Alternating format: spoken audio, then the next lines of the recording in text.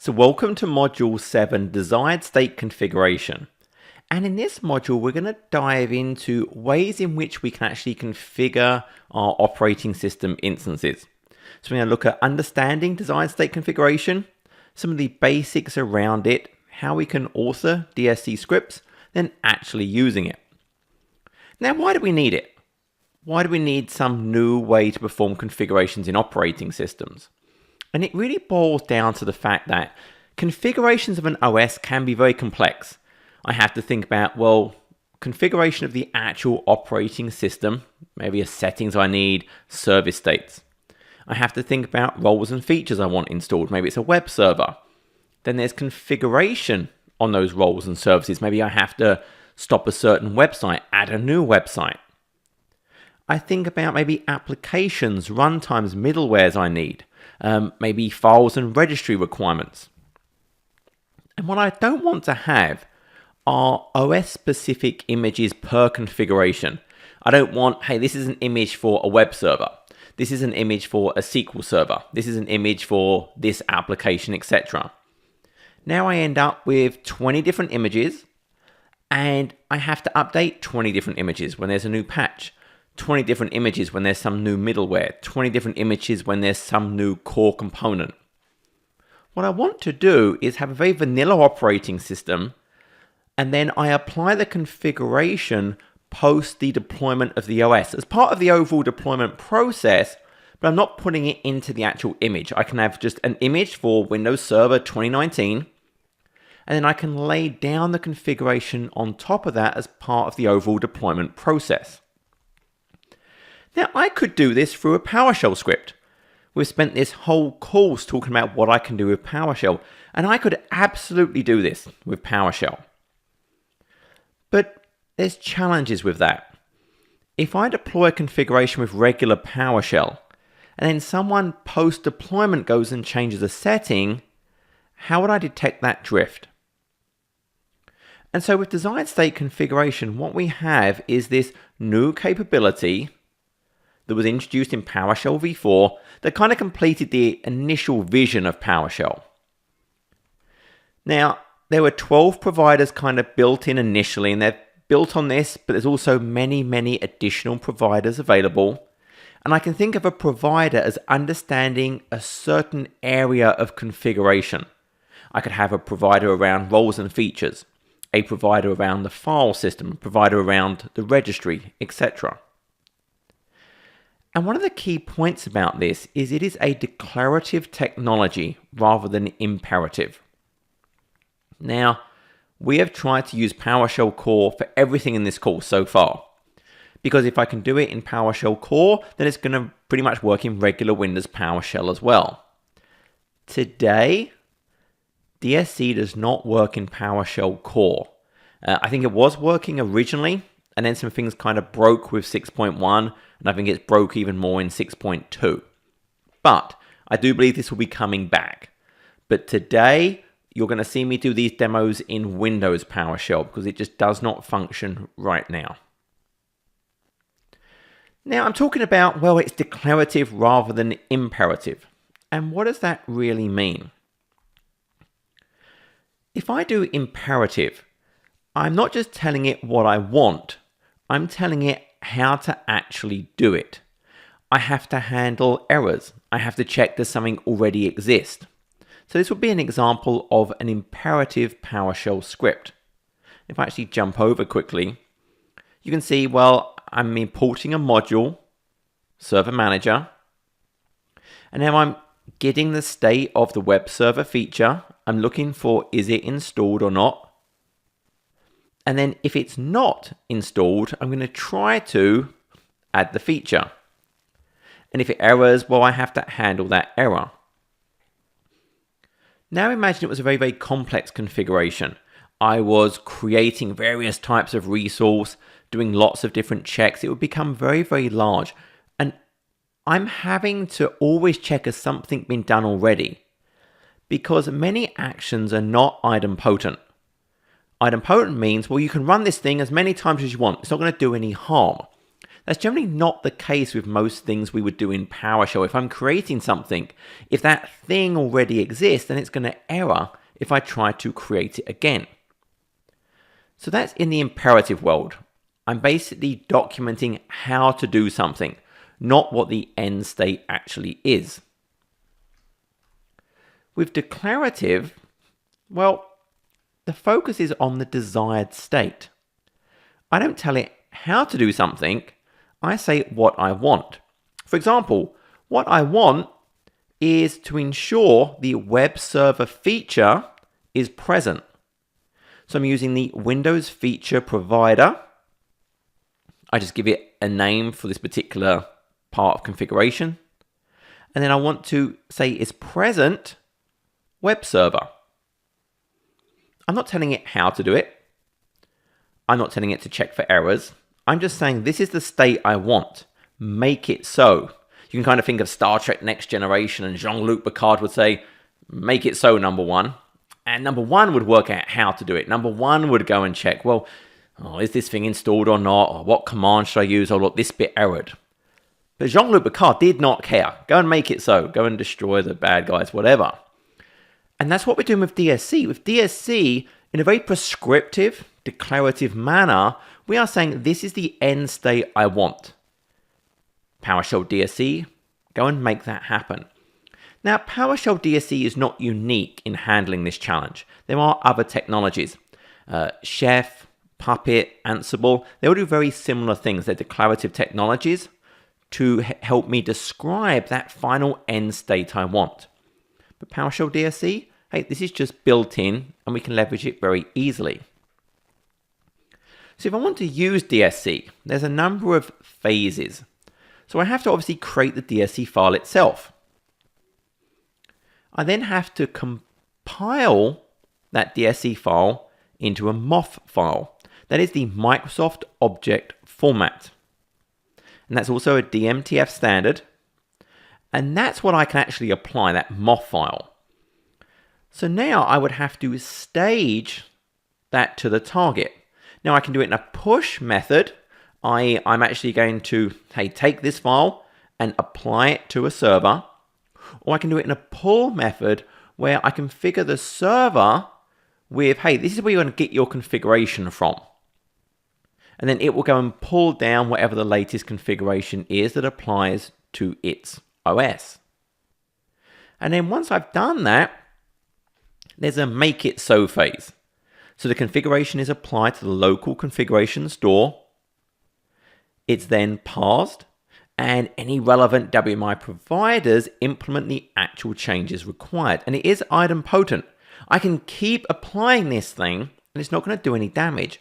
All it's doing is saying, hey, look, are you in this state?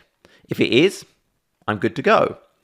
If it isn't, then, well, it will make the changes to make it meet that desired configuration. Now, I mentioned there are these two modes. So push, I apply it to a server. Pull, I have a central storage of the configurations. There is some special service, DSC-service is one example of a pull server. So it was available for 2012 R2 and above. The servers are configured for that pull mode. They have a unique ID for their configuration that describes them and the server to pull it from. Then they're going to poll for updates, pull it down, and apply it. Now, I mentioned configuration resources, and there are a whole bunch of these kind of built in. These are some of the, I think, the core ones. If we actually jump over, so here's a Windows PowerShell running on a server. If I do get DSC resource, it's going to go and actually find me the ones it has loaded. Now I've got some extra ones loaded on this machine. But you can see kind of the core ones. Well, there's file, archive, environment, group, log, package, process sets, registry, script, services, user. And then Windows feature, Windows process. So we've got these core capabilities.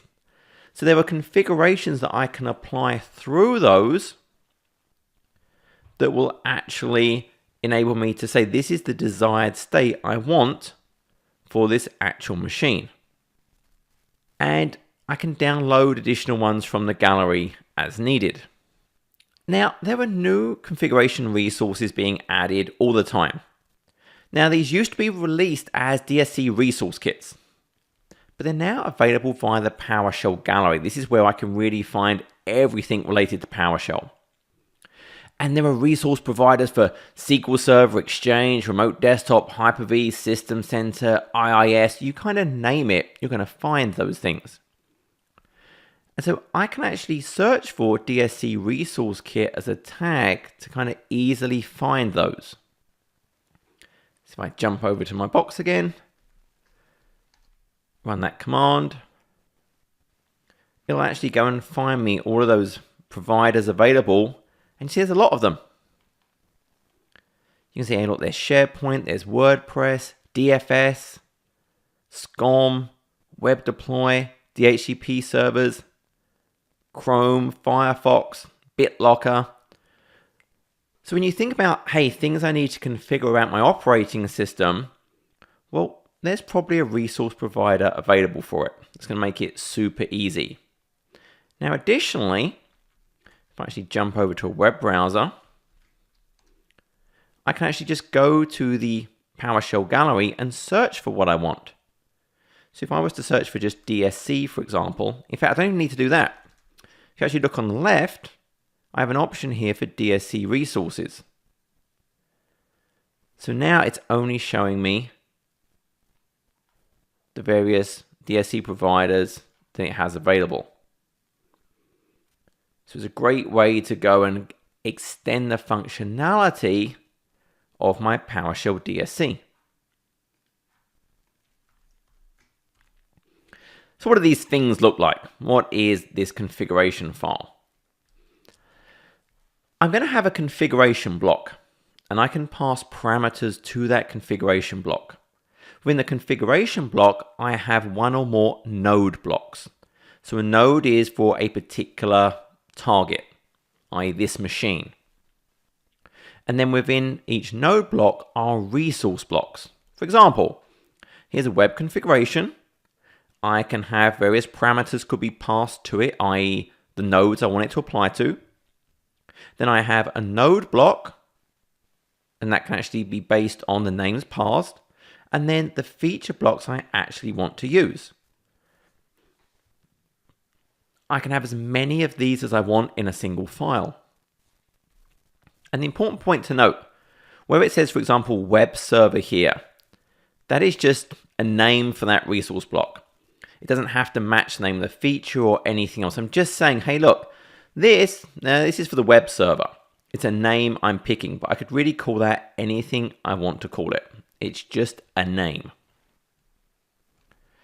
So to use it, well, I have to compile it.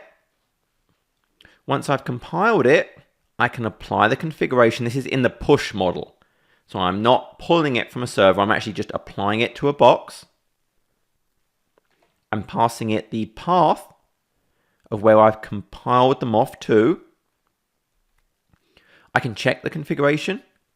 I could check for any drift. If I actually want to see the drift, well, I can add -detailed. So I can really easily go and check, well, look, exactly where are we on this? So let's actually have a quick look. So what I've got over here is a clean operating system. There's really nothing configured right now. If I was to do get Windows feature, and if we look at what's on this box right now, we see really not a lot. I don't have any of the web server installed, which is really what we're going to focus on. Now, what I want to apply is, in this case, for simplicity, there's my kind of DSC file. And I've got a source folder, and I've got a folder called Savile site, and I have a HTML document. This is what I want to form a new website I want to host on the box I apply this to. Now, if you actually look at my main configurations, I have an example where this content is not already locally on the box. That's pretty unlikely. It's more likely to be on a file server somewhere. So if you actually go to the project for this course, I'm going to jump over super quickly. So if we were to look at the project, you can actually see I've got examples of a web version, a single file version. And if we look at the web node key, what I actually do here is I'm actually going and getting a credential, but I map to a file share. And from that file share, I'm actually going to go ahead and copy content from there that I can then use as part of my deployment. And I actually have my Saville site under where I had the module. And this is kind of old. Things are done a little bit differently because now I can just bring modules down using import module. That's where the DSC providers are. But what I'm trying to stress here is the content probably wouldn't be on the machine already. Instead, I'd need to actually go and copy it from somewhere. Additionally, I'm not using Key Vault. I had a string in here. As we showed in our kind of more advanced modules, I wouldn't do this anymore. I would go and grab this from Azure Key Vault. It's a much better way of doing it. But in this example right now, I just have this folder. It could just as easily be on a remote file server. And what the configuration is going to do is a few things. Firstly, and this line is not required at all, so I'm just going to comment this one out. Enabling PS remoting. It's going to install the X web administration. So it's doing install module, so it's pulling it down from that PowerShell gallery. And then creating a configuration called SavileTech website. I can parse it, one or more node names, but it's going to default to localhost. I'm going to import in the PS desired state configuration module. That's the base functionality for DSC. I'm going to import in the X web administration that lets me configure IIS. Then I'm defining a node configuration. And I'm saying, look, I want the web server feature. So I'm saying the web server Windows feature to be present. So it's going to install IIS. I'm then saying I want the feature Web ASP Net 45. Again, it's using the Windows feature provider to be present. So I'm installing .NET 4.5 and IIS. I'm then using the X website DSC provider, because that's what we've kind of brought in. I'm saying I want the default website, make sure it's present, but I want its state to be stopped, i.e. I'm basically stopping the default website. And now I'm saying file content, the file provider, I want to make sure everything in this source folder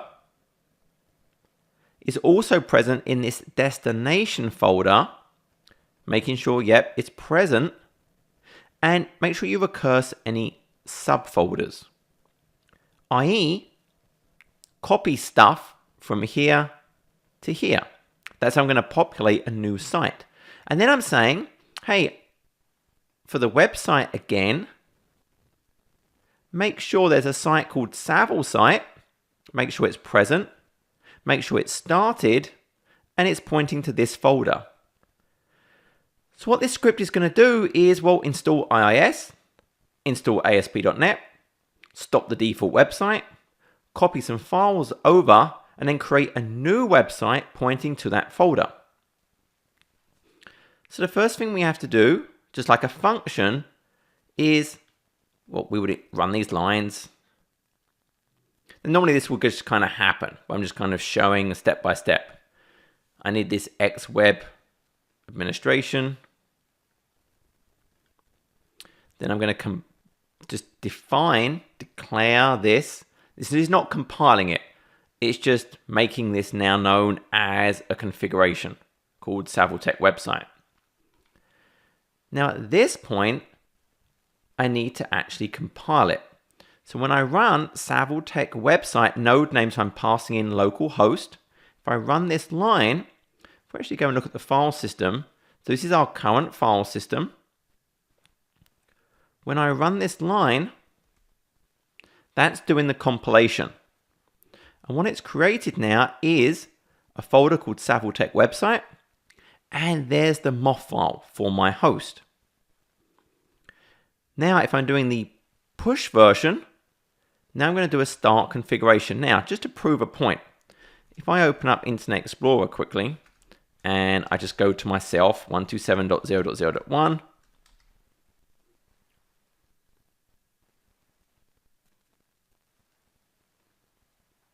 there's nothing there. So I'm going to apply the configuration. We can actually watch this happening. So I'm going to say verbose. I'm going to say wait for it, so we can actually sit and watch it happening. So it's going through, it's saying, look, Windows feature, okay, IIS, the component. So it's getting it for web server. It succeeded. It's going to install the web server.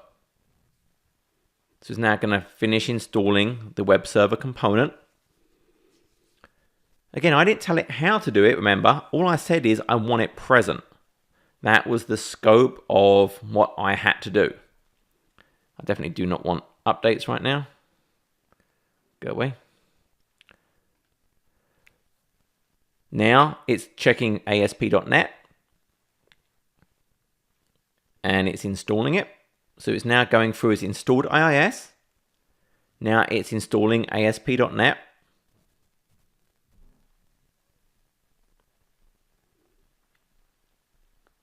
So if we go back and look at our config, we can see it's kind of going through. You actually notice we can say we have various dependencies.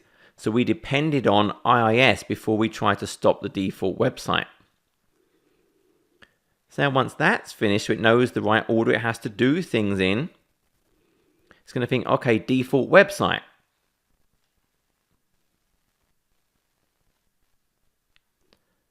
So now it's done a whole bunch of things and it's finished.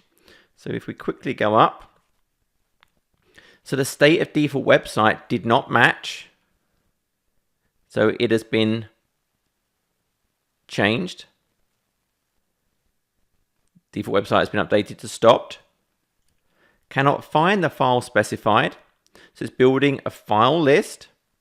Cannot find the directory, so it's going to create it. Savile site does not match, so it's going to go and create those items as well. Let's go and look at my file system now. You can see I've got an INET pub.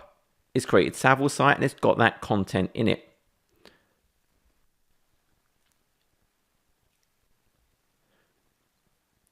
And this type directory, this means it can also go and check and make sure it keeps it up to date as well in the future.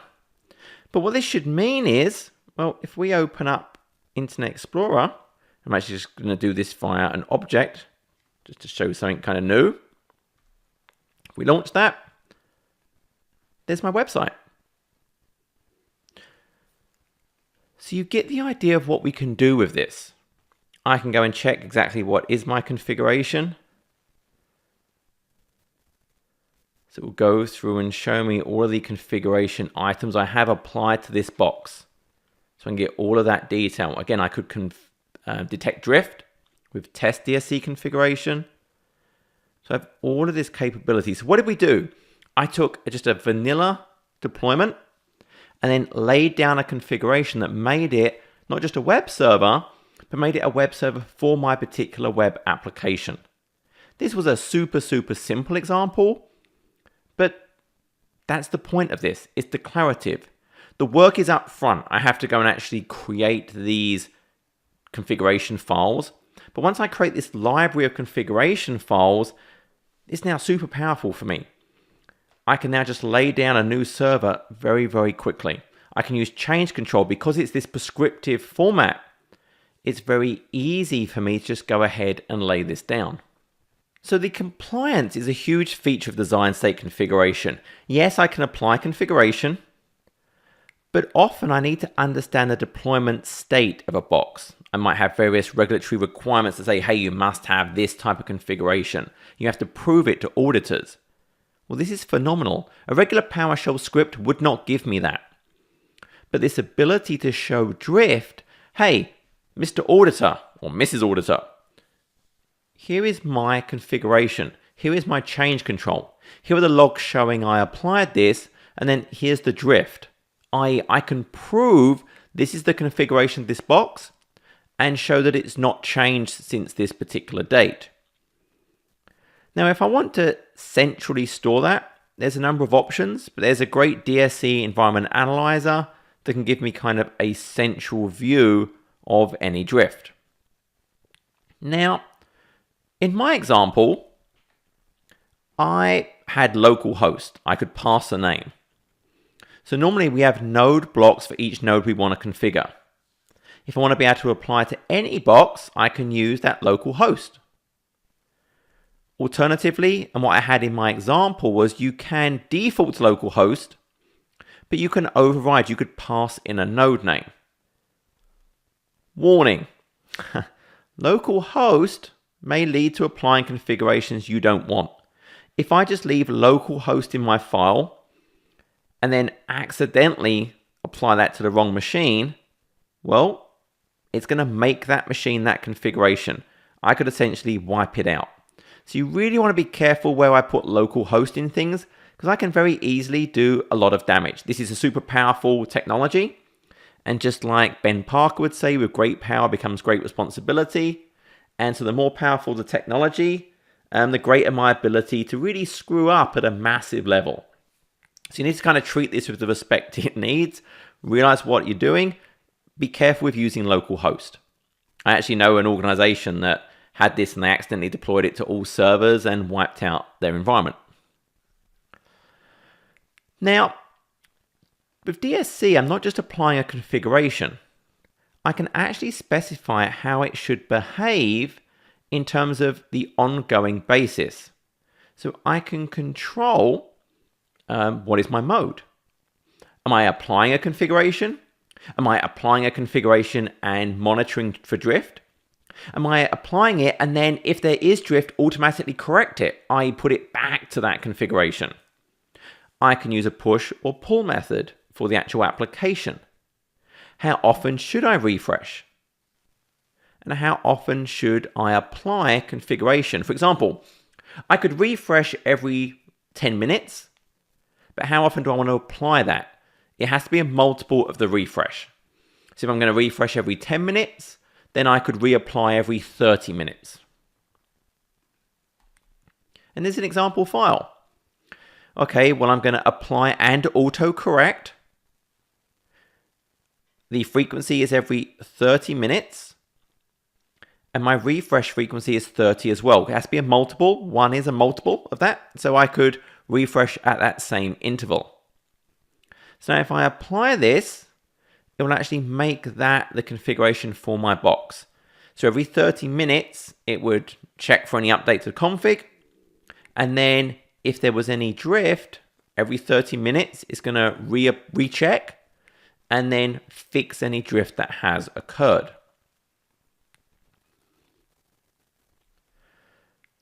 Now, when I am dealing with files, I'm basically saying, hey, look, I want this target folder to look like this source folder. Now, if that source folder might change, then there's a parameter I can use called match source equals true. If I don't have that, all it's going to do is when it first compiles, it's going to work out the files there and check for those. If I change it later on, no, it would not update. If I do match source equals true, then it's actually going to keep it updated. Now, in the slides now, I just have kind of an example DSC. I've got a demonstration of the in action, the demo we just did. But again, if we go to our project, I've got examples of kind of a very simple base configuration, just saying a web service present or absent. I've got an example of the one I actually deployed. And then I've got a few other ones. So there's one where I'm actually running it out on the web.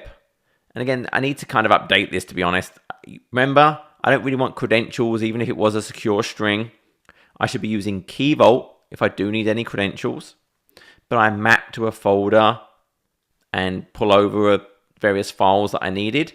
Again, remembering I can just import modules from the PowerShell gallery, or I could have it as files and not connect to the web to get that.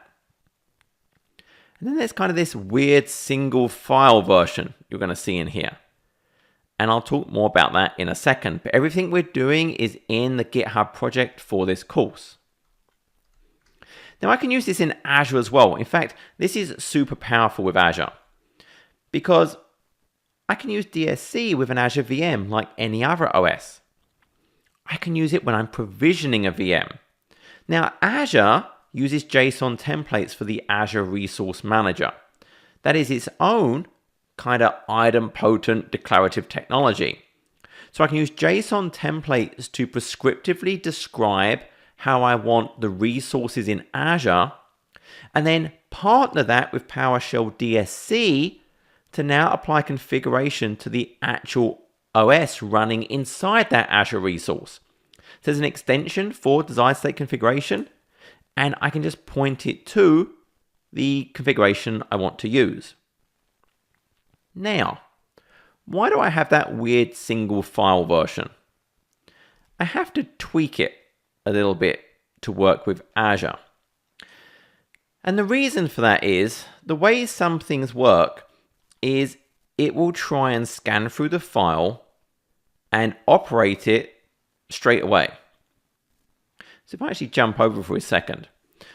So if I just had my regular file and I try to use this in Azure on an operating system instance, it's going to see like this X web administration. It's going to try and compile it and check it's valid. Well, it's going to error because it's going to say this doesn't exist yet. Now, if I was actually running this, we'd see, well, I'm copying it over, I'm doing the import, but that's not the way these things get checked.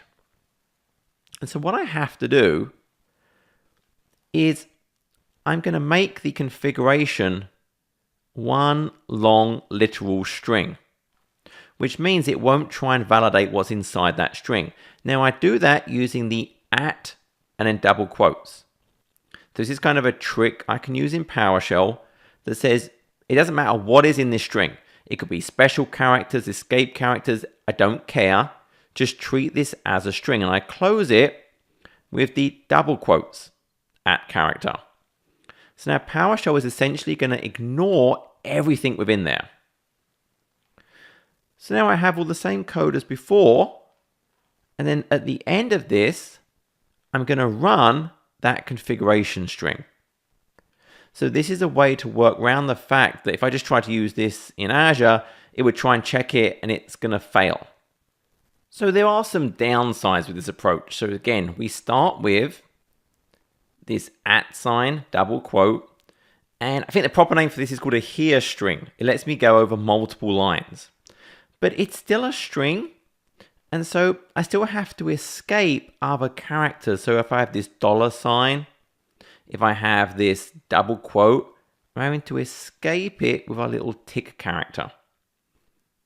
But I'm taking that entire configuration, putting it in this here string, and then I'm invoking, i.e. running the content of that string, and then I can apply it in the same way.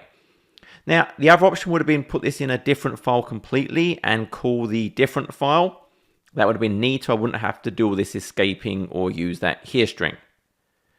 But that's one option for how I can handle actually kind of utilizing these in Azure.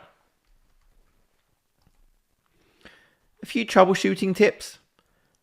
Make sure you enable remoting in the script. Do not require interaction. Obviously, that's not going to be possible. I can use write verbose in the script to aid any troubleshooting. That will actually show up in any kind of consoles. And also give it time. The script is running asynchronously. For example, if I use this as part of an Azure VM deployment, the VM will get deployed, and then the DSC configuration will get applied to it. But I'll be able to log on to the VM before that configuration actually finishes. So what can I do? To kind of check for an Azure deployment, I can actually go and look at the custom script extension plugin, and I'll actually see a custom script handler.log file that will show me, hey, what it's doing and where it is as part of that execution. That's where I can go and see that troubleshooting information as well. By and large, we are thinking one configuration per machine. Mostly. There is the idea of a partial configuration that I can combine into a single MOF file prior to application. However, outside of this, we're really thinking about one configuration per server. I'm not using kind of this composite capability. Now, things like Azure Automation has support for DSC. I can apply configurations within that, and it has its concept of a composite component. See, here I have an Azure Automation account. If I actually go and look, you'll see I have a whole set of different types of capability. But one of them is state configuration. This can actually act as kind of that pull server. So I can add configuration. So I've got a very basic web configuration in here. I can actually go ahead and view, well, what was that? And I can see, okay, yep, I had kind of, it is a web server and not a web server. You can then compile that to actually get available configurations that are now available on my pull server. And I could then actually go and add nodes that I want to manage with this and then assign them a configuration. So this is an example of a pull service, and this is just part of Azure Automation. This isn't limited to just Azure services. These could be things on-premise in a hybrid environment as well. So with that, I hope you enjoyed this module. In our next module, we're going to cover automation technologies. Thank you.